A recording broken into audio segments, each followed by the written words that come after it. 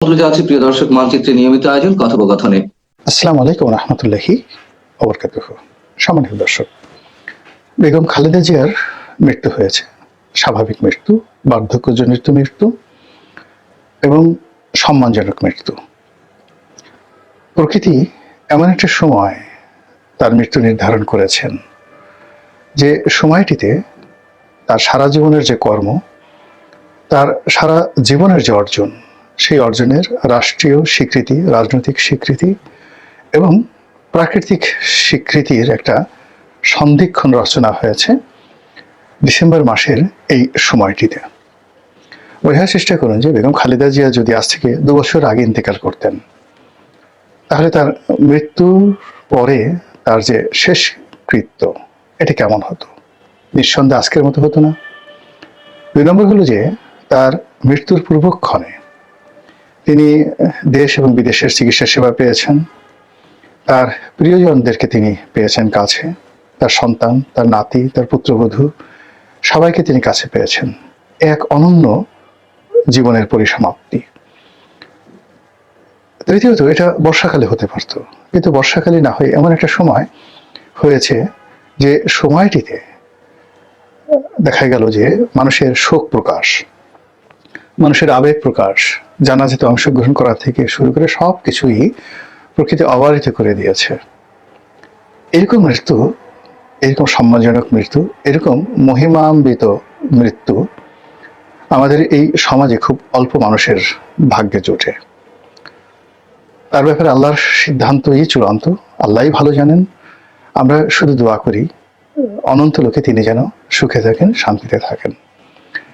এখানে একটা বিষয় হলো যে যে বা যারা তাকে আঘাত করার চেষ্টা করেছেন বিভিন্ন সময়টিতে, কার্যত এখন অবস্থা দৃষ্টি মনে হচ্ছে যে তার জন্য উপকারের কারণ হয়ে দাঁড়িয়েছিল।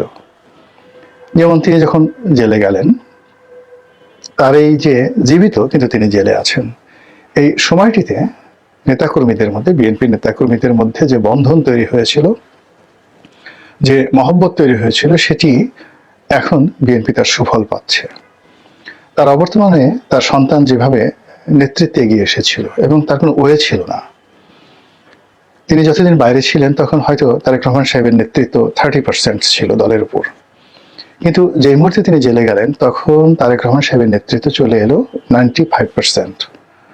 তো এই যে 95% যে তার নেতৃত্বের যোগ্যতা, তারা মানে যারা তাকে জেলে নিয়েছেন বেগম জিয়াকে, তারা এই তারেক রহমান সাহেবকে নেতা হিসেবে গড়ে উঠতে সহযোগিতা করেছেন। তার ফলে এই সময়টিতে পরিবর্তিত পরিস্থিতিতে তারেক রহমান সাহেব বাংলাদেশে আসার সাহস দেখিয়েছেন, শক্তি দেখিয়েছেন, যোগ্যতা দেখিয়েছেন এবং তার মায়ের শেষকৃত্যে তিনি উপস্থিত থাকার সৌভাগ্য অর্জন করেছেন। তো এই যে খালেদা জিয়ার জীবনে যে ঘটনা ঘটলো, বাংলাদেশে আরো একজন প্রবীণা রাজনীতিবিদ শেখ হাসিনা, তিনি যদিও বেগম জিয়ার মতো রোগাক্রান্ত নন। বেগম জিয়ার দুটো খুব সিরিয়াস সমস্যা ছিল। একটা ছিল আর্থাইটিসের সমস্যা, বাতের সমস্যা, এবং এইগুলোর কোনো চিকিৎসা হয় না। একবার যদি আপনি এই রোগ দ্বারা আক্রান্ত হন, ডায়াবেটিস, বাত, এগুলো আপনাকে সারা জীবন বহন করতে হয়। তার দ্বিতীয় আরেকটা সমস্যা ছিল লিভার সিরোসিস, এটাকে এক ধরনের লিভার ক্যান্সার বলা হয়। এটা একমাত্র হলো যে নির্দিষ্ট বয়স পর্যন্ত, সম্ভবত 50 বা 60 বছর পর্যন্ত একটা শরীর আপনাকে ধারণ করতে পারেন আপনি, যখন আপনার এই শরীর থেকে লিভারটা খুলে নিয়ে নতুন একটা লিভার লাগানো যায়। কিন্তু বেগম জিয়ার যে বয়স, সেই বয়সে আসলে এটা অপারেশন করা সম্ভব ছিল না, ফলে এই দুটো রোগ নিয়ে তিনি বেঁচে ছিলেন। তো সেই অর্থে শেখ হাসিনার কার্যত এরকম কোনো দৃশ্যমান রোগ আছে আমরা জানি না। তিনি এখনো শক্তিশালী, সামর্থ্যবান বা সামর্থ্যবতী এবং যথেষ্ট তার যে ব্রেইন, কথাবার্তা বলা, প্রত্যুৎপন্নমতিত্ব, নেতৃত্ব দেওয়ার ক্ষমতা এবং রেসপন্ড করার ক্ষমতা, এটি এখনো বহাল আছে। কিন্তু তারপরে তারও কিন্তু বয়স হয়েছে, তিনি বেগম জিয়ার খুব কাছাকাছি। তো এখানে আমি যেটি আতঙ্ক অনুভব করছি সেটা হলো, আমরা ছোটকালে একটা গল্প পড়েছি, কালা পাহাড় ধলা পাহাড়। তো সেই গল্পের আলোকে যদি আপনি বেগম জিয়া এবং শেখ হাসিনার রাজনীতি মূল্যায়ন করেন, তাহলে দেখবেন যে দুজন কিন্তু একজন অপরজনের পরিপূরক। তাদের জীবনের প্রাপ্তি এবং তাদের জীবনের অপ্রাপ্তি, তাদের জীবনের দুঃখ, কষ্ট, বেদনা এবং যা কিছু, এটা একে অপরের পরিপূরক। তাদের জন্ম প্রায় সমসাময়িক কালের, কর্মও তাদের সমসাময়িক কালের। তারা উভয়ই একজন পিতার পরিচয়, একজন স্বামীর পরিচয়। তারা পরিচিত, কিন্তু তাদের যাদের পরিচয় তারা পরিচিত ছিল, যেমন বঙ্গবন্ধু বা জিয়াউর রহমান সাহেব, তাদের যে জীবদ্দশায় ওনারা কখনো রাজনীতির কথা কল্পনাও করেননি। আবার তাদের অবর্তমানে প্রকৃতি এমন একটা অবস্থা করে দিয়েছে যে তারা প্রায় সমসাময়িক কালে রাজনীতিতে পদার্পণ করেছেন এবং একই পরিবেশে, একই মাঠে, একই রণাঙ্গনে ভিন্ন ভিন্ন অ্যাঙ্গেল থেকে দুজন যুদ্ধ করেছেন। দুজনের মধ্যে মনস্তাত্ত্বিক দূরত্ব ছিল, ঈর্ষা ছিল, ক্ষোভ ছিল, ক্রোধ ছিল। আবার তারা নিজেরাও হয়তো জানতেন না যে তাদের সঙ্গে, পরস্পরের সঙ্গে কি প্রাকৃতিক বন্ধন আল্লাহ তৈরি করে দিয়েছে। এরকম ঘটনা যখন ঘটে, আপনি যখন দেখবেন যে পৃথিবীর কিছু কিছু মানুষ একসঙ্গে আসে, যেমন বঙ্গবন্ধু যে সময়টাতে ছিলেন, ওই সময়টিতে বঙ্গবন্ধুর সমপর্যায়ের অনেক বিশ্ব নেতা, সেটা মার্শাল টিটো বলেন, ফিদেল ক্যাস্ট্রো বলেন, ইয়াসির আরাফাত বলেন, ইন্দিরা গান্ধী বলেন, তারপরে মিশরের আনোয়ার সাদাত বলেন, এরকম অনেকে ছিলেন যাদের সঙ্গে বঙ্গবন্ধুর বন্ধুত্ব ছিল। আবার যে সময়টিতে জিয়াউর রহমান সাহেব ক্ষমতায় এলেন, ঠিক সেই সময়টিতে পাকিস্তানের জিয়াউল হক, তারপরে অন্যান্য দেশে তার মতো যারা মিলিটারি জিনিয়াস ছিলেন, ইন্দোনেশিয়াতে সোহার্তো ছিলেন, তো সবাই জিয়াউর রহমানের সমপর্যায়ে যারা লোকজন ছিলেন সেই সময়টাতে ছিলেন।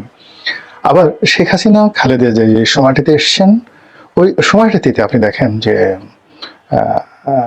শ্রীমাবু বন্দরনায়েকের কন্যা বেনজির ভুট্টো, বেগম খালেদা জিয়া, শেখ হাসিনা, মানে ওনারা সবাই ঠিক একই সময়ে রাজনীতিতে, ফিলিপাইনে কোরাজেন একুইনো, একই সময় তারা রাজনীতিতে তাদের অভিষেক হয়েছে। ব্রিটেনেও মানে অনেক যারা মহিলা নেতৃত্ব হয়েছে, জার্মানিতে মহিলা নেতৃত্ব, এই সবাই সমসাময়িক কালের।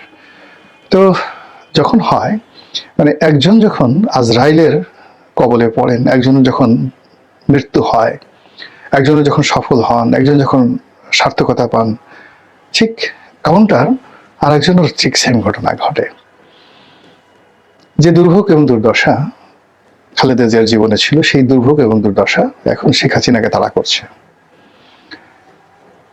এবং সেই দুর্ভোগ দুর্দশা যখন কেটে গেছে খালেদা জিয়ার, ঠিক সেই সময় শরীর তার সাথে বিট্রে করে বসেছে এবং তিনি প্রকৃতির ডাকে সাড়া দিয়েছেন, যেটি শেখ হাসিনার জন্য অনিবার্য।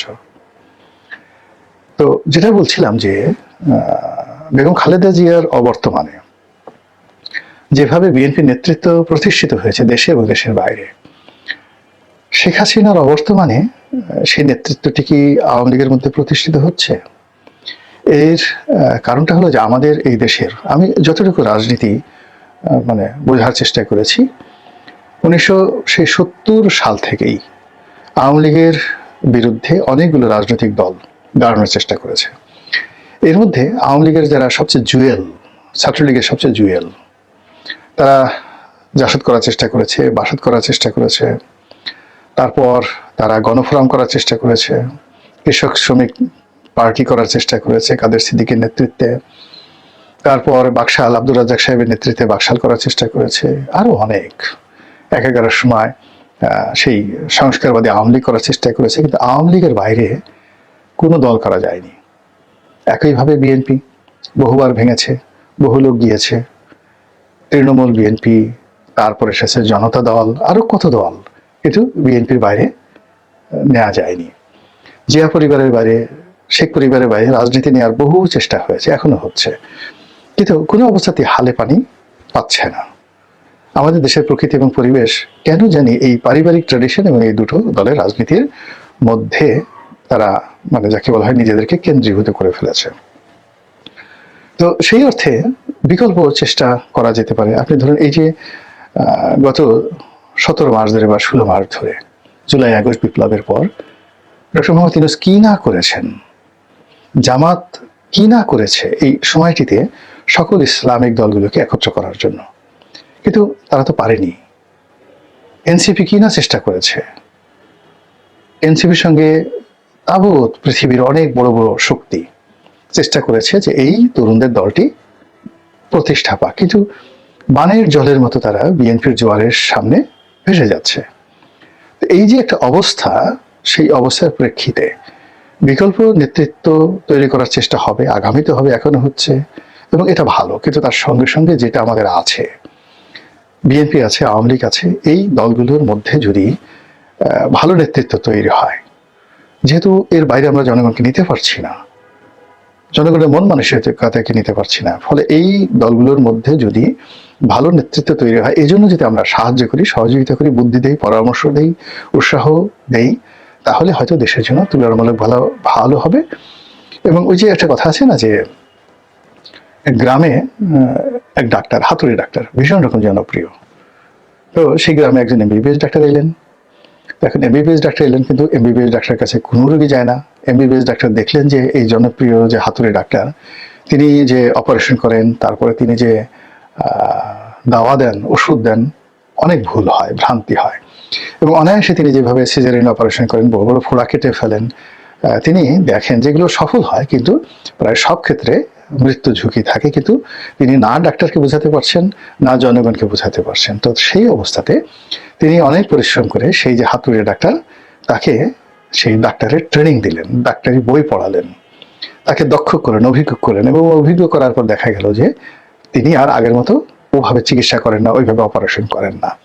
তো আমরা যেহেতু আমাদের এই কাজগুলো আওয়ামী লীগকে দিয়ে করাতে হবে, বিএনপিকে দাঁড়াই করাতে হবে, তো সেক্ষেত্রে এই দুটো দলকে নিরপেক্ষ দূরত্ব থেকে, এই দলের কাছে কোনো আশা না করে, এই দলগুলোর কাছ থেকে কোনো সুবিধার চিন্তা না করে, বা এদের সাথে কোনো শত্রুতা না করে, এদের যাতে ভালো হয় সেই বিষয়গুলো যদি পরামর্শ দেওয়া যায়, এদের যে মন্দ কাজগুলো রয়েছে সেগুলোকে যদি নিরপেক্ষভাবে সমালোচনা করা হয়, তাহলে হয়তো আমাদের যে রাজনীতি আগামী দিনে এই দুটো দলের মাধ্যমে তুলনামূলকভাবে ভালো হবে।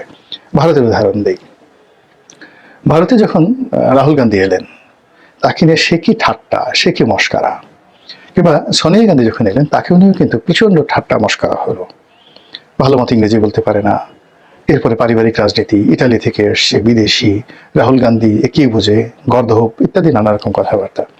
কিন্তু এত কিছুর পরেও যখন কংগ্রেসের রাজনীতি গান্ধী পরিবারের বাইরে নেওয়া গেল না, তখন কংগ্রেসের মেধাবী এবং দেশের যত মেধাবী যারা লোকজন আছে, তারা সোনিয়া গান্ধী, রাহুল গান্ধী এবং প্রিয়াঙ্কা গান্ধী, তাদেরকে এমনভাবে গ্রুমিং করা হলো। সেই গ্রুমিং এর প্রেক্ষাপটে আপনি দেখেন যে আজকের যে রাহুল গান্ধী, তিনি একজন বিশ্বমানের নেতায় পরিণত হয়েছেন, অথচ 10 বছর আগে তাকে পাপ্পি হিসেবে ডাকা হতো। পাপ্পি। তো পাপ্পি বলতে কি, মানে আপনি বুঝেন যে আমি আর বললাম না সেই শব্দটি, তাকে পাপ্পি হিসেবে বা পাপ্পা হিসেবে ডাকা হতো।